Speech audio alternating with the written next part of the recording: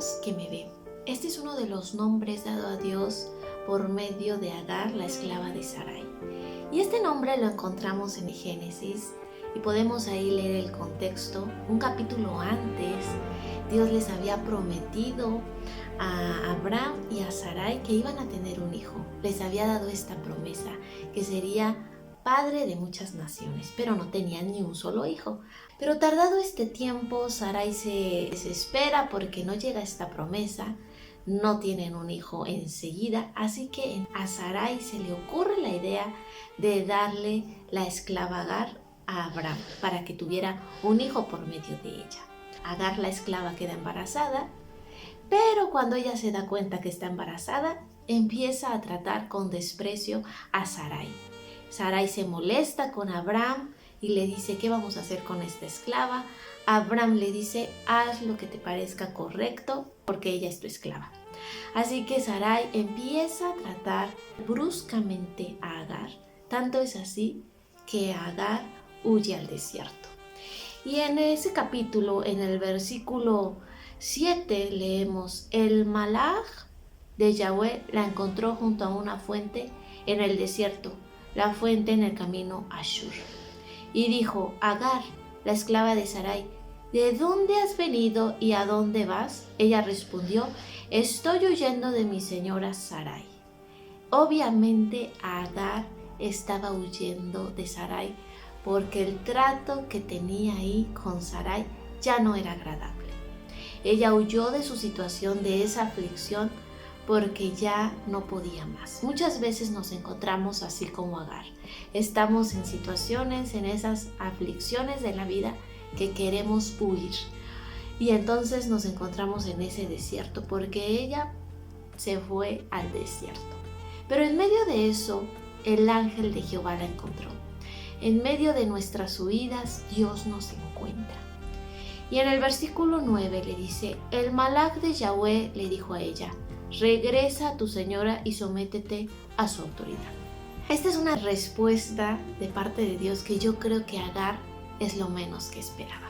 Escuchar estas palabras de que ella regresara y se sometiera a la autoridad de Sarai, porque ella ya no estaba cómoda en esa situación.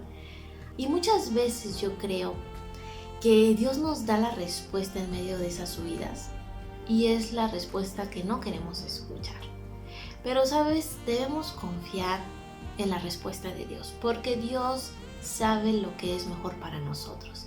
Dios tiene lo mejor para nosotros porque Él tiene pensamientos de bien. Y aunque parezca que es difícil esa respuesta que Dios nos da, que no es agradable o que no queremos escuchar, hay que obedecer. El versículo 11 dice: el malaj de Yahweh le dijo a ella: mira, estás preñada y darás a luz un hijo. Lo llamarás Ismael, que significa Elohim presta atención, porque Yahweh ha prestado atención a tu miseria. ¡Qué hermoso!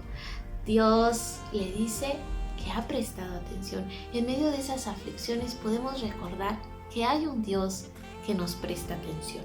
El versículo 13 dice: así que ella llamó a Yahweh, quien había hablado con ella, El Roi, Elohim que ve, porque ella dijo: he visto en verdad al que me ve y he permanecido viva.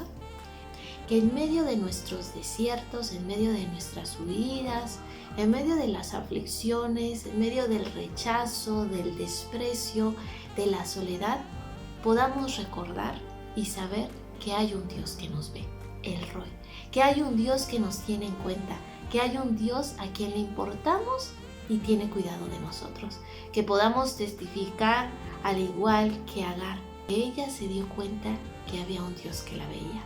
Todavía Dios se revela como ese Dios, el Roi, como ese Dios que nos ve. En medio de una sociedad donde no somos muy tomados en cuenta, en medio de nuestras situaciones difíciles, hay un Dios que nos ve. Recuerda esto: Dios está con nosotros en nuestros desiertos y nos da guianza. Pero también hay que someternos a esa autoridad que Dios nos da. Hay que seguir las ordenanzas de Dios, porque Él tiene lo mejor para nosotros. El Dios que nos ve, el Roi, aún está presente. Ya